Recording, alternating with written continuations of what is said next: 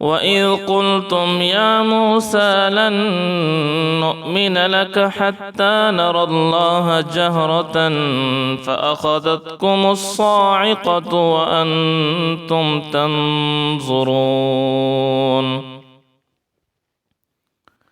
ثم بعثناكم من بعد موتكم لعلكم تشكرون وظللنا عليكم الغمام وأنزلنا عليكم المن والسلوى كلوا من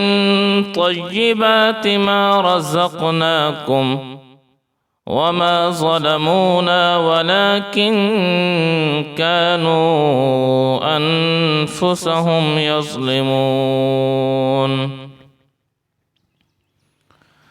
وإذ قلنا ادخلوا هذه القرية فكلوا منها حيث شئتم رغدا وادخلوا الباب سجدا وقولوا حطة نغفر لكم خطاياكم وسنزيد المحسنين فبدل الذين ظلموا قولا غير الذي قيل لهم فأنزلنا على